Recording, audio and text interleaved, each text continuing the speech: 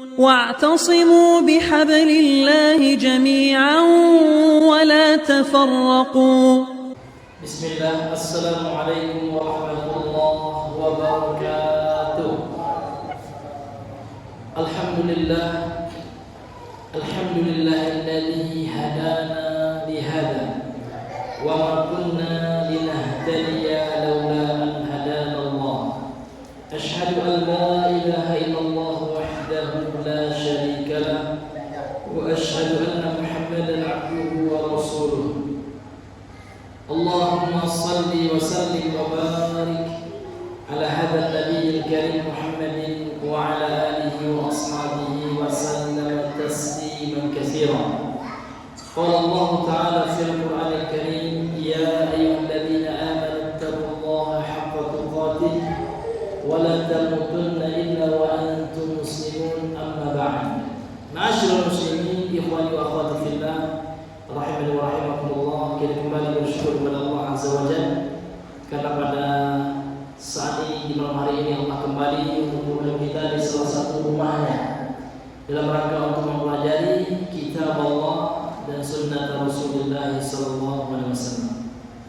Apalagi kita sekarang, masyarakat muslimin, berada di salah satu bulan yang mulia, bulan haram. Haram di sini maknanya adalah mulia. Maksud mulia di sini ya adalah amal soleh yang kita lakukan di bulan-bulan ini. Para ulama sepakat berdasarkan dalil bahwasanya akan dilipat gandakan oleh Allah. Hal ini disebutkan oleh Allah dalam surah At-Taubah ayat 36. Allah Subhanahu wa taala berfirman: "Inna iddatash syuhuri 'indallahi 12 syahran fi kitabillah." Sesungguhnya bilangan bulan di sisi Allah itu ada 12 bulan dalam Al-Quran, dalam kitab-kitab Allah. Yauma khalaqas samawati wal arda.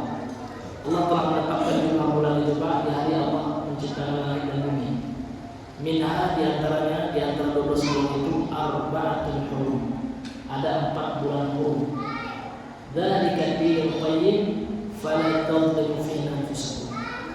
Islam itu adalah agama yang lurus, maka janganlah kalian berbuat zalim terhadap diri-diri kalian di bulan-bulan haram. Artinya ulama mengatakan, Imam Ibnu Katsir mengatakan dari Ibnu Abbas radhiyallahu anhu, bahwasanya dosa di bulan ini kalau kita lakukan itu Allah dipergandakan.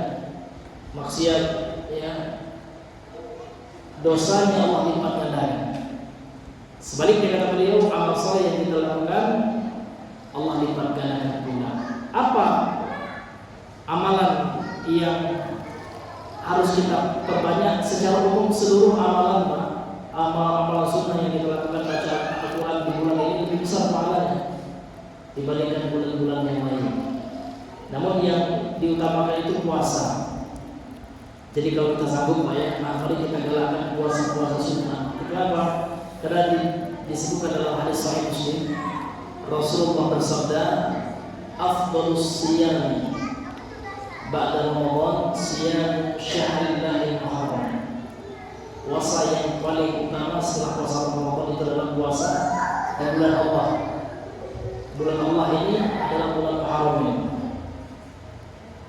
Wa afdhalus salati ba'da fardhah. Kemudian puasa yang paling afdal setelah fardhah, setelah puasa wajib. Kemudian salat yang paling afdal setelah salat wajib, salatul lail, adalah salat malam. Salat lain itu 2, tahajud dan witir. Itu disebut dengan istilah qiyamul lail atau salatul lail sama. Dan terkhusus lagi puasa 10 Muharram. Karena pahalanya apa Bang? Siapa yang tahu Bang ya? Apa pahala puasa 10 Muharram? Ya, tolong. Masya Allah. Bunyi hadisnya? Iya. Nah, jadi kalau kata abang telah benar, jadi maknanya benar ya, dikasih hadiah. Masya Allah. Ini ada hadiah dari muslim. Emang. Masya Allah. Baik. Jadi Rasul mengatakan dalam hadis Sahih Muslim, "Shaumu yaumi Asyura." puasa di hari Asyura. Ahtasibu 'ala Allahi an yukaffira as-sanata allati qablahu. Rasul mengatakan ahtasibu 'ala Allah, aku berharap kepada Allah. Kalau Nabi sudah berharap, insyaallah pasti ya. Jadi Nabi berharap kepada Allah supaya Allah mengampuni 1 tahun qablahu sebelumnya. Sehingga ulama mengatakan, Imam An-Nawawi ketika mensyarah hadis ini, beliau mengatakan bahwasanya puasa Asyura itu kalau kita lakukan ikhlasnya karena Allah, maka akan mengampuni dosa kita yang setahun, dengan syarat apabila kita bertobat dari dosa-dosa besar, karena dosa-dosa kecil yang diampuni. Ini hadirin yang dimuliakan. Kemudian Nabi juga mensyaratkan kepada kita, menganjurkan kepada kita untuk puasa Tasu'a. Karena Nabi mengatakan masih dalam hadis sahih Muslimnya, la in baqaitu ila qabilin, kalau seandainya aku masih hidup tahun depan, la asumanna tasi'ah, maka sungguh aku akan puasa Tasi', ya tanggal ke-9 dari Dzulhijjah yang dikenal dengan istilah puasa Tasu'a. Jadi 2 hari lumayan, 9, 10 Muharram. Ya, sekarang sudah tanggal berapa Muharram? Bisa lihat Google ya. Ya. Tanggal Muharram hari ini ada muncul di sini. Tanggal berapa? Betul atau apa? 4 atau 2? Kita lihat dulu ya. 4 ya. Nah, jadi 6 hari lagi ya. 5 hari lagi lah. Kalau bisa kita puasa 9, 10 Muharram. Baik, hadirin yang dimuliakan oleh Allah Subhanahu wa taala, baik kita lanjutkan kembali pembahasan fikih kita, kitab Al-Fiqhul Muyassar ya, fi Dhail Kitab wa Sunnah, kitab fikih yang mudah ya, gampang ya. Ya, jadi pembahasan kita yang sebelumnya kita telah membahas tentang fikih adab ya buang air. Sekarang kita masuk pembahasan yang berikutnya, bab yang keempat, masih dalam kitab Thaharah ya. Qala al-musannif rahimahullah taala al-babur rabi'u, bab yang keempat, fi siwaki wa sunanil fitrati wa fi iddatu masail. Ini pembahasan kita ada tentang fikih siwak dan sunnah fitrah. Apa itu sunnah fitrah? Nanti akan kita bahas ya. Dalam bab ini ada beberapa pembahasan. Kemudian beliau mengatakan siwak itu apa? Gitu. Jadi siwak itu Pak ada 2 maknanya. Yang pertama benda, yaitu kayu yang digunakan untuk membersihkan gigi. Kemudian yang kedua maknanya prosesnya, yaitu proses membersihkan gigi sehingga tidak mesti dengan kayu. Ada memang 2 pengertian siwak. Di sini penulis memakai pengertian yang pertama Pak. Beliau mengatakan as-siwak itu adalah wasti'malu 'udin. Dia adalah menggunakan jenis kayu. Nama kayunya Pak kayu arak, ya, bukan arak, ya bukan arak itu khabar dia, pakai ain arak. Ya, jadi ada nama pohon khusus di Arab itu Pak, namanya pohon arak, syajaratul arak. Jadi pohon itulah akarnya yang digunakan Nabi untuk bersiwak. Karena memang menurut penelitian banyak akar pohon arak itu bagus untuk gigi.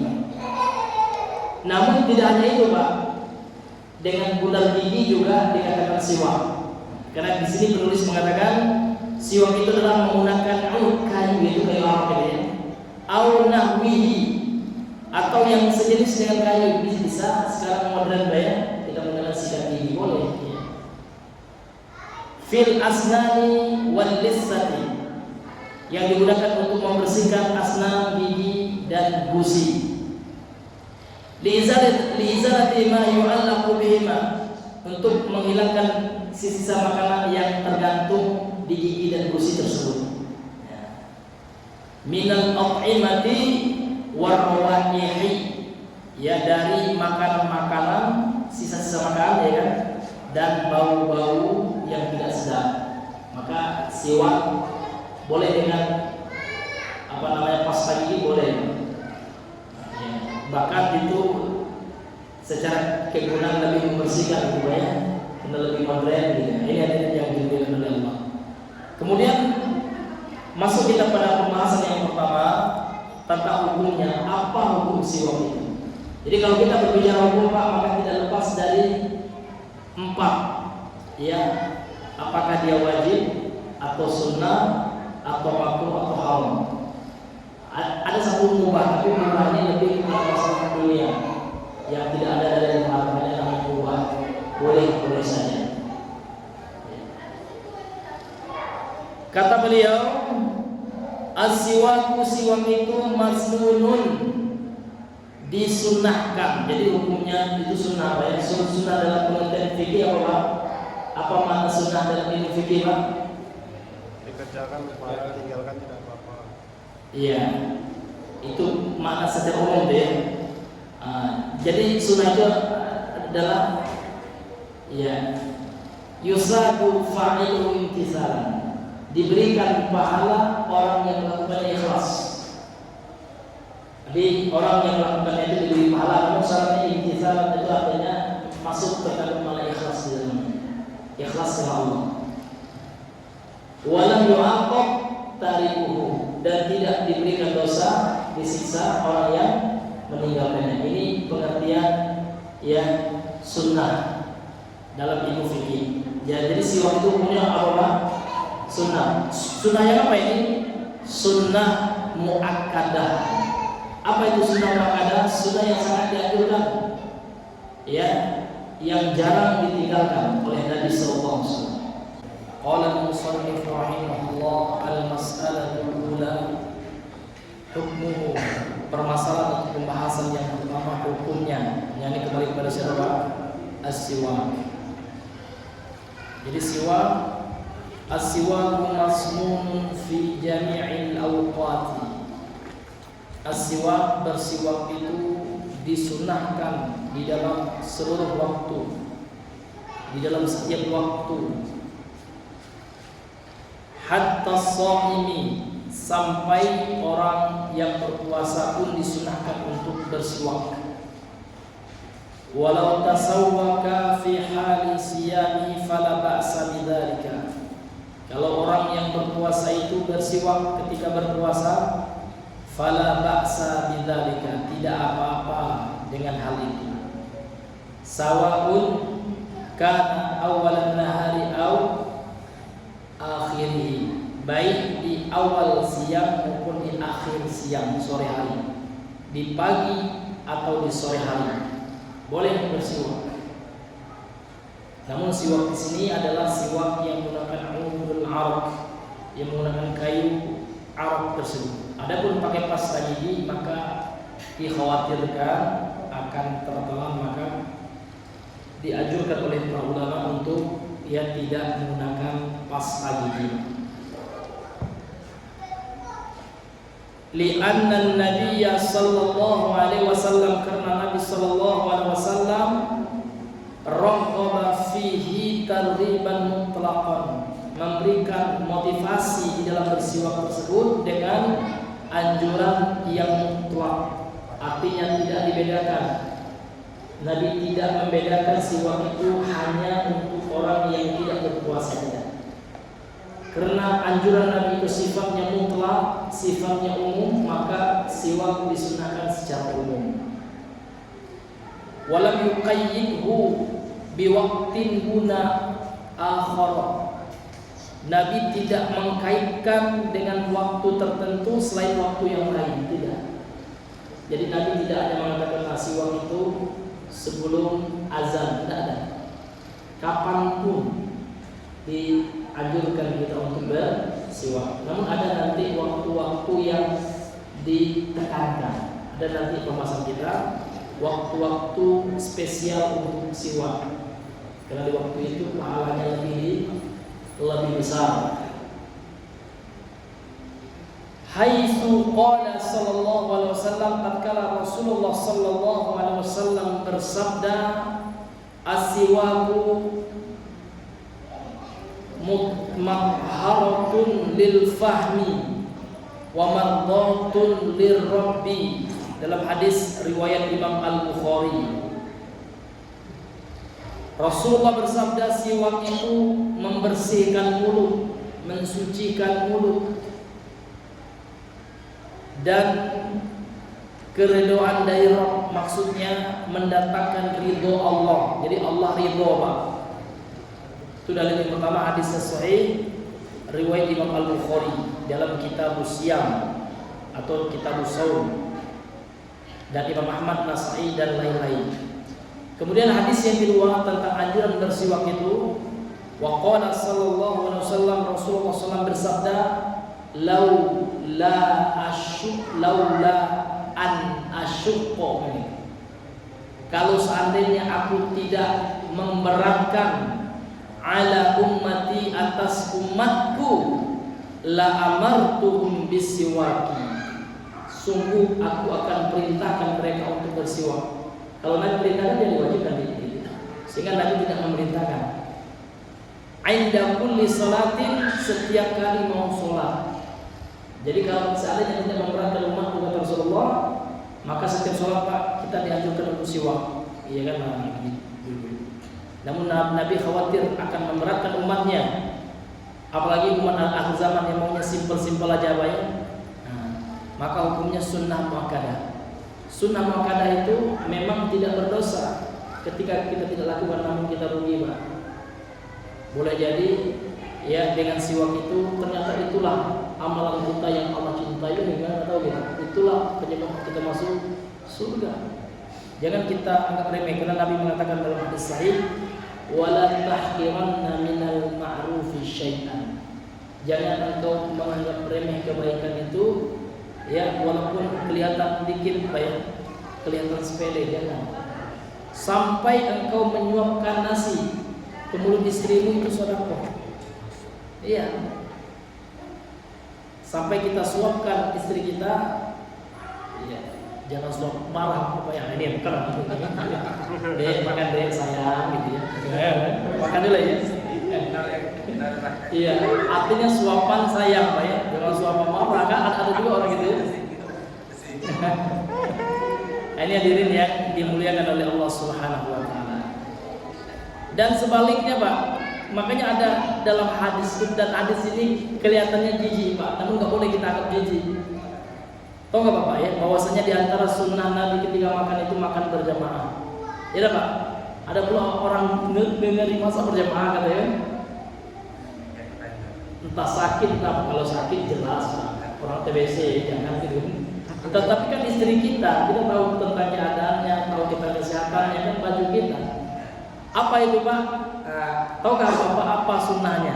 Setelah kita makan, habis makan selesai Pak? Hah? Yang bisa seperti apa? Coba agak diterangkan Pak. Bisa bagaimana nih? Tidak apa-apa, jangan tahu Bang. Iya, hadisnya sahih nih. Ini jarang Pak. Ya, walau jarang, mungkin karena keterbatasan saya. Mungkin ada kan, kita kan nggak mungkin lah meriksa rumah tangga orang gitu ya. Tapi saya sendiri pribadi pun jarang mengamalkannya, karena orang rumah pun kadang-kadang nggak mau gitu. Apa tuh Pak? Istri jadi, ya.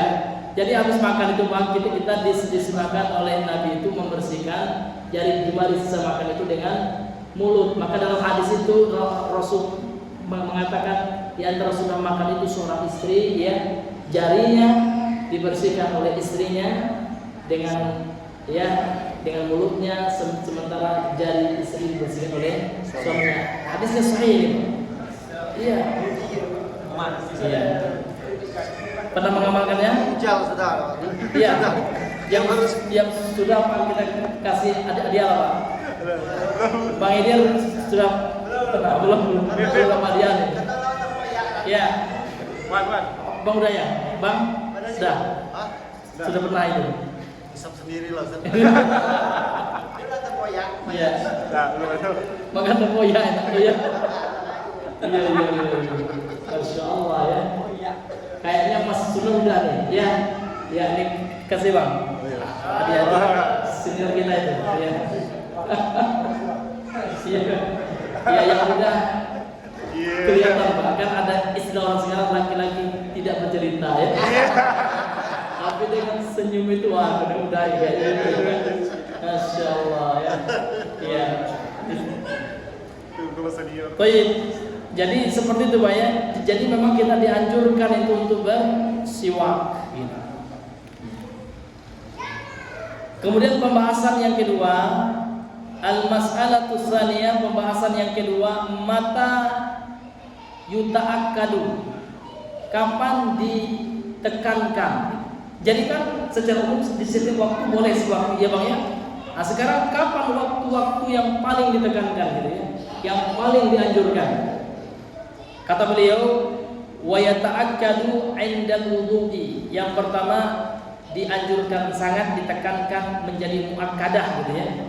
'Indal wudu', ketika ya mau berwudu. Ya, sebelum wudu gitu. Kemudian wa indal intibahi minan naumi, ketika bangun tidur, itu bahasa gampangnya. Ya, jadi bangun tidur tuh Pak, gosok gigi dulu, doa dulu Pak. Doa dulu, alhamdulillahilladzi ya ahyana ba'da ma amata wa ilaihi nusyur. Setelah doa itu Pak, kita dianjurkan mengusap muka kita dia. Ya, setelah itu ya kita ke kamar mandi. Jangan lupa baca doa masuk kamar mandi kan gitu. Minimal baca basmalah. Iya Pak ya. Ya, setelah itu kita baru kita niatkan Pak untuk mengamalkan sunnah Nabi, insyaallah berpahala. Luar biasa, dapat pahala, dapat keridhaan Allah. Kemudian plus ya membersihkan gigi. Ini luar biasa di Islam Pak. Ya, jadi Nabi telah menjelaskan tentang gosok gigi sebelum pasta gigi ditemukan. Coba Bapak searching ya di googling atau di AI gitu ya. Iya, kapan ditemukan pasta gigi? Baru-baru inilah. Ya. Sementara Nabi kita ya telah mengajarkan kepada kita tentang masalah yang luar biasa ini. Belum ada di zaman Nabi itu Pak dokter ya gigi, belum ada. Iya, belum ada ya jurusan kedokteran gigi, belum ada. Ya. Nah, ini sudah dijelaskan oleh Nabi SAW. Luar biasa Islam ini, luar biasa. Jadi Islam ini menganjurkan kita untuk bersih. Ya, Rasul mengatakan dalam hadis sahih, at-tahuru syatrul iman. Tapi kalau ada hadis yang dengan an-nazafatu minal iman, itu bukan hadis. Kalau itu dikatakan hadis, itu palsu. Karena ini pepatah Arab. Namun kalau yang hadis yang ada adalah at-taharatu syatrul iman. Kesucian itu adalah ya sebahagian daripada iman. Yang namanya suci pasti bersih Pak. Namun tidak setiap yang bersih itu adalah suci. Contoh, mohon maaf ya, kita ya ini khusus yang sudah menikah Pak ya, habis berhubungan. Kalau mandi aja kan bersih. Tapi apakah sudah suci Pak? Belum. Tapi kalau dia niatkan mengangkat hadas besar dalam hatinya Pak ya, kemudian dia mandi, dua dia dapat kesucian dan dapat kebersihan. Itu luar biasanya Islam. Bapak Ibu yang dimuliakan oleh Allah Subhanahu wa taala. Kemudian kapan lagi Pak? Wa inda taghayyuri raihatil fam, ketika berubah ya bau mulut. Nah, ketika ya kita perkirakan habis makan jengkol ini kan. Itu kan otomatis Pak ya ada perubahan bau mulut kita. Maka ketika itu kita dianjurkan untuk segera gosok gigi ya. Sehingga menghilangkan dan menekan bau mulut. Kemudian kapan lagi Pak? Wa inda qiraatil Quran, ketika mau baca Al-Quran. Dibaca, Bapak ini baca Al-Quran Pak dulu ya kan? Sebelum wudu gosok gigi, dan tidak membaca itu pun ya setelah wudu kita dianjurkan untuk bersiwak. Gosok gigi kita dulu Pak. Kemudian kapan lagi? Wa inda sholati, ketika mau sholat. Makanya kalau kalian ya imam-imam di Masjidil Haram atau Masjid Nabawi itu, mereka bawa di kantongnya siwaknya. Jangan bilang jijik ya, bekas jigong. Enggak. Yang jijik itu kalau siwak kita kasih ke orang itu nggak ada sunnahnya Bro. Nabi nggak ada menganjurkan kasih ke siwak kosong orang. Tapi Nabi menganjurkan menjilat tangan habis makan, istri menjilat tangan suami, suami menjilat tangan istri, itu sunnah. Tapi kalau bekas siwak kita jangan kasih orang, ya jangan. Sebab apa? Nabi saja yang mulia Pak, tidak pernah Nabi nggak ada riwayat ya, belum ada saya dengar riwayatnya Nabi bagi-bagi siwaknya, nggak ada. Ya siwak masing-masing aja kan ini. Ini hadirin yang diberi oleh Allah Subhanahu wa Ta'ala. Ini Nabi banyak, apalagi kita manusia yang belum ada jaminan surga. Nabi udah ada Pak. Nabi udah pasti masuk surga. Karena sudah ada dalil ya. Maksudnya Nabi itu sudah diperlihatkan surga sebelum beliau. Kemudian hadirin yang Allah muliakan, kapan lagi Pak? Wa kadza 'inda dukhulil masjid wal manzili, demikian pula ketika hendak masuk masjid. Jadi Bapak sebelum melangkahkan kaki kanannya masuk ke masjid, ini Pak, ini disunahkan juga sebenarnya siwak dulu Pak ya. Minimal dengan kayu itu Pak ya. Dengan kayu arak ini. Dan ketika mau masuk rumah kita, di antara hikmahnya ulama mengatakan ya Nabi itu menemui istrinya dengan keadaan yang bersih, bau mulut hilang gitu ya, makanya bersiwak dulu, masya Allah. Iya, makanya Pak kalau kita punya kayu itu Pak, saya kemarin beli dari hilang pula, kadang peluponya Pak ya, taruh di sini lah, cari lagi tidak ketemu lagi lalu. Iya, makanya Pak kita belilah ya kayu, ya minimal, karena kita mau baca Al-Quran bisa siwak dulu. Ya kan, mau masuk rumah sih waktu mengambil sunnah. Hal ini Bapak Ibu berdasarkan hadis ya, li haditsin Miqdam ibn Shuraih, dari sahabat Miqdam al-Miqdam bin Shuraih, an abihi, dari ayahnya, qala, ayahnya berkata, sa'altu Aisyah, saya pernah bertanya kepada Aisyah.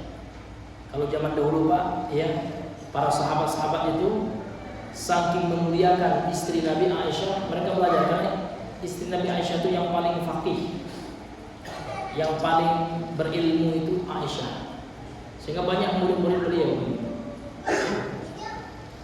Sa'altu Aisyah, saya bertanya kepada ibunda Aisyah radhiyallahu anha, qultu, saya berkata, bi ayyi syai'in kana yabda'u an-nabiy sallallahu alaihi wasallam idza dakhala baitahu, apa yang dimulai oleh Nabi sallallahu alaihi wasallam, dengan apa Nabi memulai ketika hendak masuk rumah?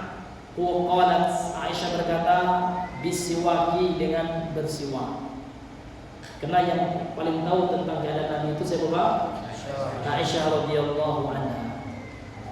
Jadi Aisyah inilah Bapak Ibu yang difitnah, dituduh ya, dikafirkan oleh orang-orang munafik. Ada orang Pak mengaku Islam namun mencela sahabat Nabi, itu pasti munafik. Dan munafik ini Pak, apa makna munafik itu? Orang yang menampakkan Islam, KTP-nya Muslim gitu ya, agama Islam, religion ya, Islam, tapi menyembunyikan kekufurannya.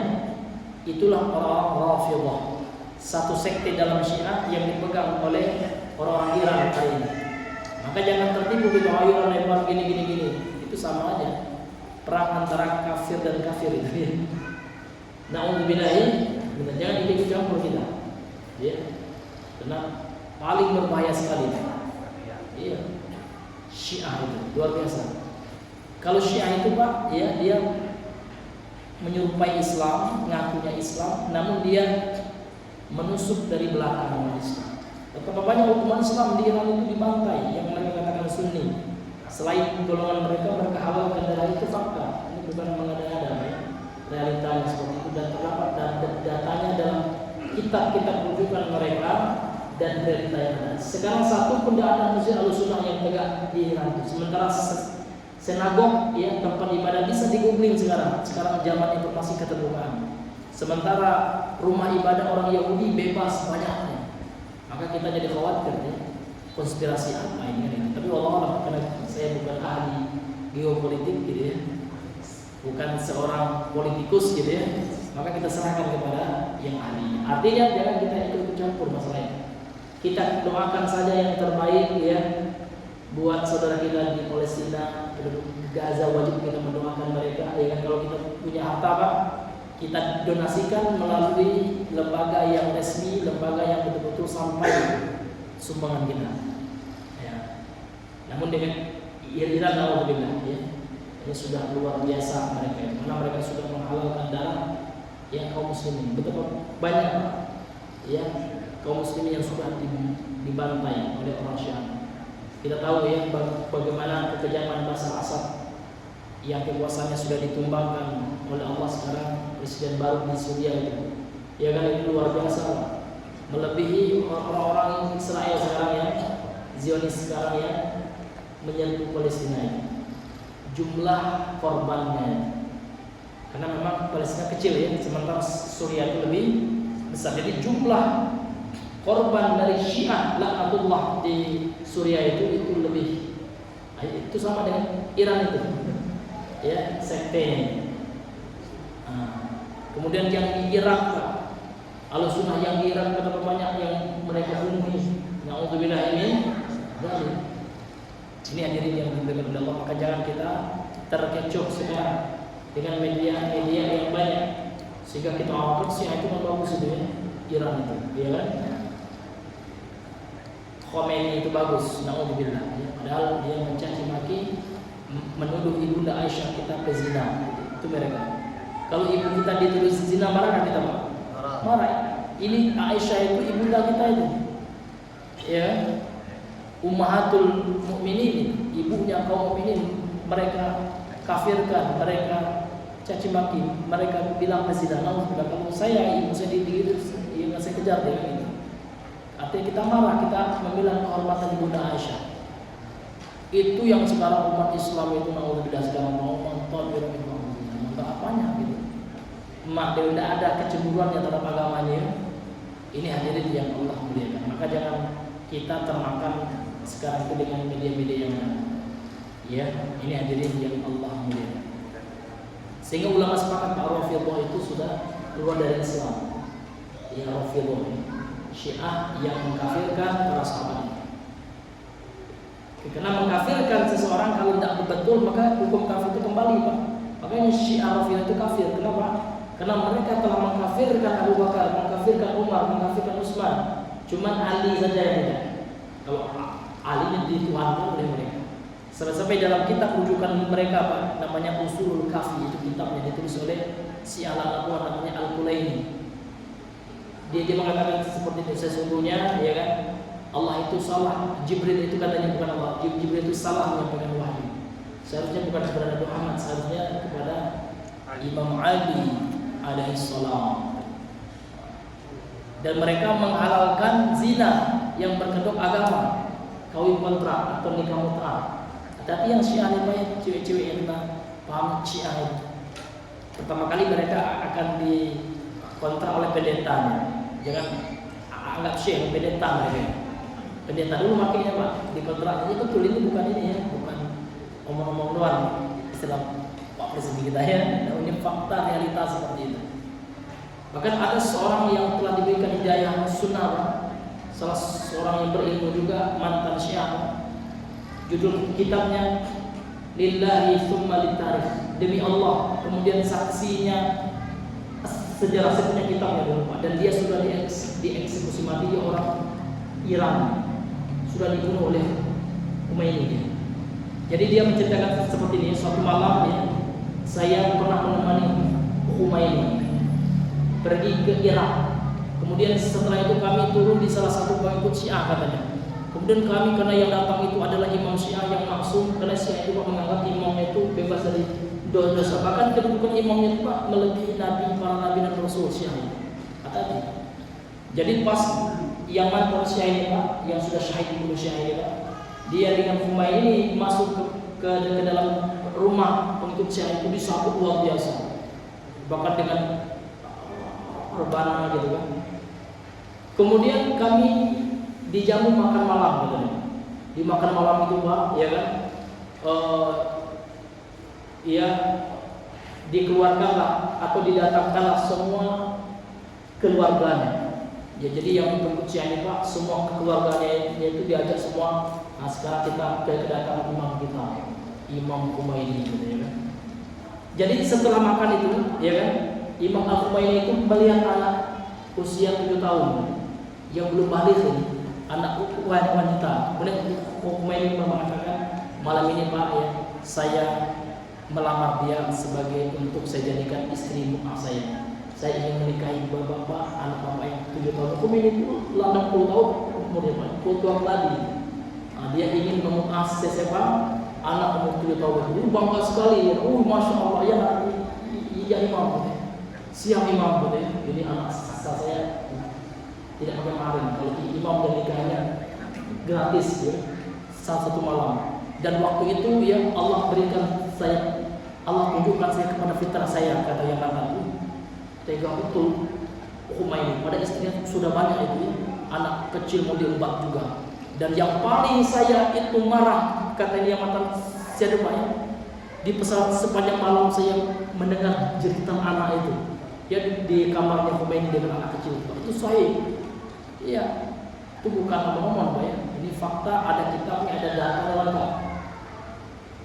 Maka itu Pak, kita jangan terpengaruh oleh Syiah itu imamnya tidak mau bilang, karena mereka itu menghalalkan zina pada yang kedua nikah kontrak, kawin kontrak.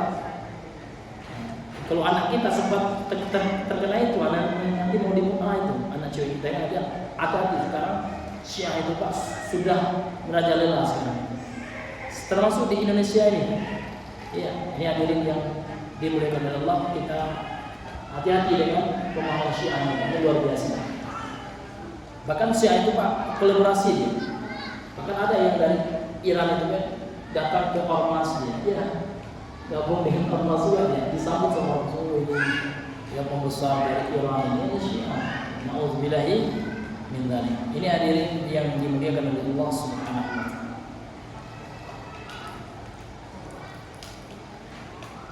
Kemudian hadirin yang dimuliakan oleh Allah Subhanahu wa taala, wa yata'akkadu kadzalika 'inda tulis sukuti, dan ditekankan juga bersiwak itu, kita kembali ke pembahasan saya yang ketika sudah lama diam, 'inda tulis sukut ya, ketika sudah lama enggak ngomong banyak diam. Biasanya kalau enggak ngomong itu kan mulut masam ya. Ya. Biasanya berubah bau mulut kita, maka dianjurkan ketika itu kita untuk bersiwak kusuk gigi. Ini hadirin ya. Kemudian kapan lagi wasofrofil asnan, ketika menguning gigi kita. Dalam hal gigi udah kuning Pak ya. Ya. Sikat lagi Pak. Ya. Li ahadits sabiqah, berdasarkan hadis-hadis yang sebelumnya.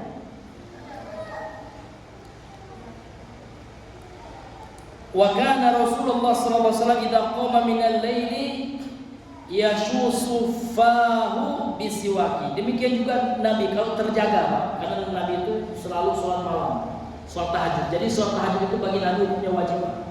Kalau bagi umatnya sunnah muakkadah. Jadi ketika terbangun malam hari, Nabi langsung yashusu, ya, membersihkan fahu, mulutnya, bisiwaki, dengan siwak. Wal muslimu, sehingga kata beliau seorang muslim itu ma'murun, ini ya diperintahkan, dianjurkan, indal ibadati wa taqarrubi ila Allah ayyakuna ala ahsani halin ya minan nadhafati wat taharah. Jadi seorang muslim itu Pak diperintahkan ketika beribadah dan ketika mendekatkan diri kepada Allah dalam keadaan yang paling terbaik. Artinya kalau baju yang paling bagus ya kan, makanya kita dianjurkan pakai minyak wangi. Ya, bahkan ya sebagian ulama mengatakan ya belanja mahal yang bukan israf, Pak, itu membeli minyak wangi. Maka jangan heran Pak, ada seseorang pun beli minyak wangi itu harga satu minyak wangi itu 5 juta. Itu nggak israf. Untuk apa? Nah, untuk ya kewangian, keadaan kita ya jauh dari yang namanya bau. Begitu Islam ya menjaga kebersihan. Ya, jadi kalau ada teman kita misalkan ya mahal minyak wanginya, jangan kita bilang oh ya apa pula semahal itu, jangan. Karena ini termasuk yang dibolehkan. Makanya ada orang Arab itu, syekh dari Arab itu Pak, minyak wanginya itu bahkan ada yang harganya miliaran. Tapi kan sesuai juga dengan kesanggupan juga itu ujungnya Pak ya. Mungkin lah Pak pendapatan cuma 3 juta sebulan, Pak minyak wangi berapa 1 M gitu. Nek haji aja enggak gitu, minyak wangi pula dibeli itu tentu itu keterlaluan ya. Ya artinya yang boleh mahal itu maksudnya. Yang masuk akal juga kan gitu. Nah ini hadirin, yang dimuliakan Allah. Jadi seseorang itu yang beribadah kepada Allah Subhanahu wa taala itu ya, ketika mendekatkan diri kepada Allah itu dianjurkan dalam keadaan yang terbaik. Kalau memakai pakaian yang terbaik ya kan. Nah, kalau pakai minyak wangi, kalau ada uang itu Pak ya, kalau kita mampu belilah minyak wangi yang terbaik. Ini hadirin yang tapi kalau sanggupnya yang harga 15.000 yang apa juga ya. Ya daripada tidak sama sekali. Wallahu taala alam bisawab. Karena sudah jam 8 lewat. Pak ya, insyaallah ya pembahasan ini akan kita lanjutkan pada pertemuan yang berikutnya ya. Baik ya, sebelum kita tutup mungkin ada di antara ikhwan akhwat Bapak Ibu jamaah salat Isya yang langgar Al-Kausar, kalau ada yang ingin bertanya maka kami persilakan. Iya. Fadhal.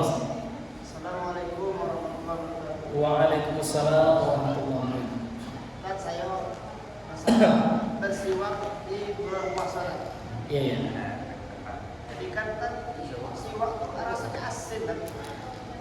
Iya. Posisi kita puasa rasa itu kita rasakan mana. Yang kedua ini saya minta sikap. Menurut Ustaz, mana lebih baik? Di dua hadis kalau kita menuju sholat itu akan didoakan oleh malaikat ampunilah dan kasihannya akhir. Sedangkan kita disuruh membaca Quran di rumah dan sholat sunnah di rumah. Supaya kita ayolah rumah kita ataupun jangan seperti kubur dulu. Ataupun kita subuh itu dianjurkan dalam amal itu belum pulang sebelum isra. Dan kita baca Quran lebih baik di rumah. Itu sikap itu mana yang lebih baik kita lakukan? Apakah di masjid lah, apakah di rumah lah, itu hadis itu menurut saya kan agak kemana gitu kan posisi kita. Iya, masya Allah. Jadi yang pertama Bang, kalau kita siwak ada terasa asinnya itu bagaimana? Iya, memang seperti itu. Karena kalau tersentuh oleh lidah kita, karena lidah ini kan alat atau indera pengecap. Jadi kalau dalam ilmu biologi itu kan ada tuh lidah bagian ujung itu mengecap ada rasa tertentu bagian samping ya kan. Kalau hanya terkecap, tidak sengaja kita minum gitu ya, kita gitu ya. Ini nggak apa-apa, nggak membatalkan puasa. Bahkan ibu-ibu yang masak itu boleh sekedar untuk mengecap saja, namun tidak ditelan, ya kan? Seperti itu. Cuman dicicipi ya bumbu masakannya. Itu ada hadisnya Bang. Asalkan tidak ditelan. Tapi kalau kita takut tertelan, untuk hati-hati boleh juga ya. Ya kita tidak ya mengecap bumbu masakan gitu ya. Tapi kalau mengenai bersiwak ini boleh ya. Selama tidak sengaja kita telan airnya, air siwak itu ya kan. Kalau agak banyak airnya bukan air, kalau air ludah sah tidak membatalkan puasa kalau air ludah yang kita telan.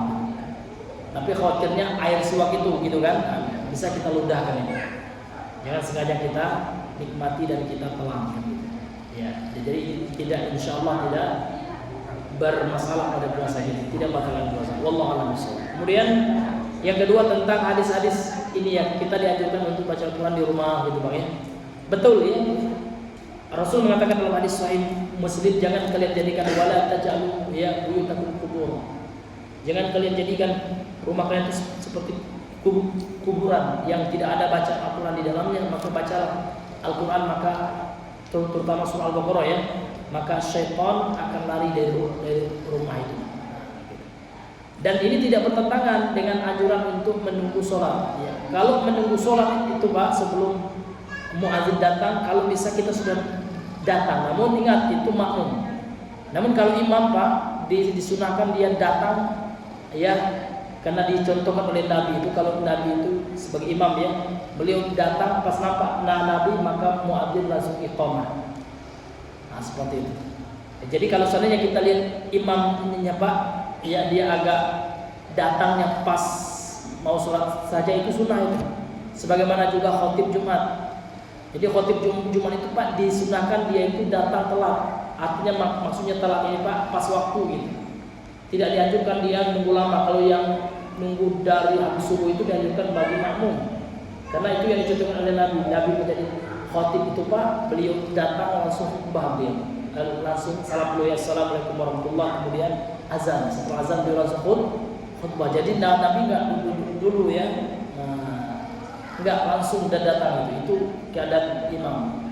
Sunnah bagi imam dan sunnah bagi makmum. Karena imam itu kan Rasul, kita menyontoh beliau. Jadi kalau bagi imam maka dianjurkan banyak di rumah. Jadi pas ke masjid itu langsung nampak imam itu muadzin langsung iqamah, Allahu akbar, Allahu akbar, imam gitu ya. Nah, ini Pak. Tapi kalau bagi makmum lebih dianjurkan, kalau kita bukan imam ya, kita makmum ya, semakin cepat datang ke masjid semakin afdal, semakin besar pahalanya. Seperti itu. Tapi kan Pak Ustaz, kita dianjurkan ya baca Al-Quran di rumah. Ya, kan bisa juga misalkan sholat zuhur itu ya kalau kita nggak ada pekerjaan ya datanglah jam 10. Jadi kita sebelum jam 10 itu kalau nggak ada pekerjaan kan bisa juga baca Al-Quran di rumah. Nah, gitu. Ya, jadi ini tidak suatu bukan hal yang bertentangan lagi, ya. Ya, nah, wallahu taala alam bishawab.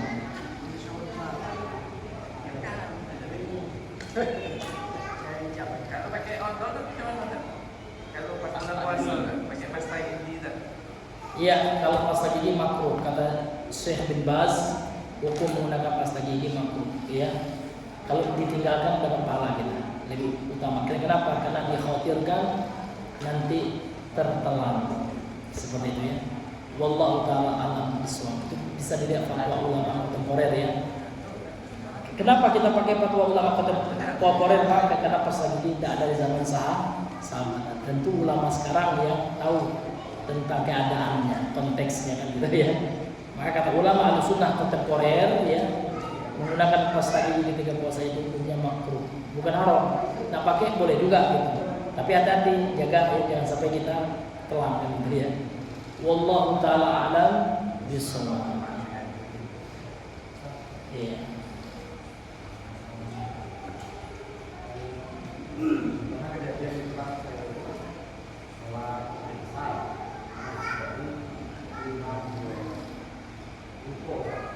Iya. Lupa 3 rakaat ya. Itu cuma 1 rakaat. Oh, lupa 1 rakaat ya. Iya.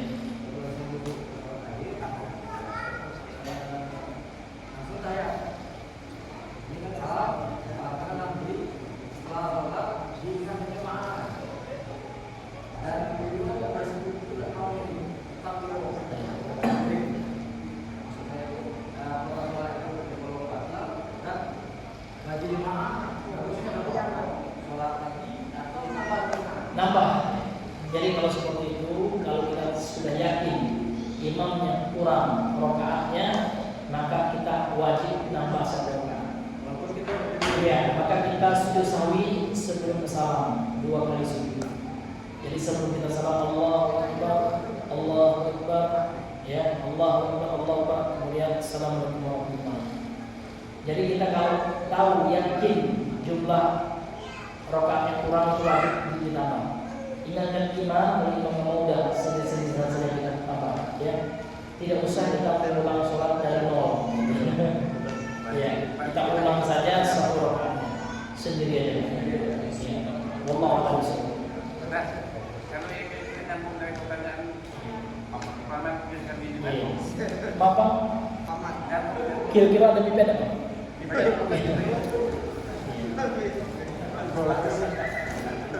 Iya, syukur. Sikap kita sebagai makmum dan ketika imam tadi itu kan kurang, kita tahu kurang jelas kurang kan. Ya, subhanallah ya. Kita subhanallah. Ya, sudah kita ingat, tapi ternyata dia masih tetap dengan kejadian dia tadi kan. Imam itu salam, kita ikut salam atau Salam kita. imam salam kita ikut Iya, salam. karena imam itu ditambung, karena dia kurang 1 rakaat, kita nambah lagi sendiri. Tak maksudnya kita sebagai makmum ikut salam atau tidak ada ikut salam kita nambah langsung. Iya. Itu memang ada 2 Pak ya. Ada 2 yang saya baca itu mufaraqah. Di mufaraqah itu jadi makmumnya dia tidak ikut salam dia. Jadi dia niat misah dari imam. Kalau imam itu betul-betul salah. Tapi kalau seperti itu kejadian dan bapak itu, yang lebih kuatnya insya Allah ya, itu adalah ikut salam juga dia, dan namun dia nambah. Yang mufarokoh itu Pak, artinya kita nggak ikut salamnya imam itu kalau nambah rakaat. Kita tahu nih Pak ya, ini sholat maghrib salamnya 3 rakaat, imamnya 4 rakaat, gitu ya kan? Nah, kita salam sendiri aja Pak, kan nambah dia kan imamnya 4 rakaat. Kita tahu dulu aja kita, udah kita salam sendiri, bisa seperti itu. Ya, kita mufarokoh namanya, kita berpisah dengan imam. Ya, kita niatkan mufarokoh ini. Ya, dua yang ini.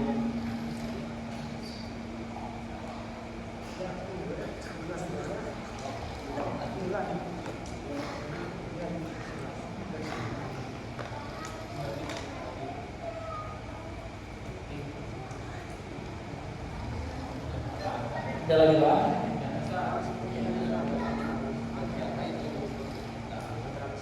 Ya Pak.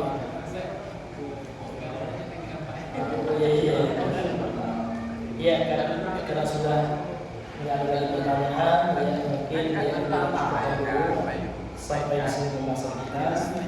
Alhamdulillah, subhanallah.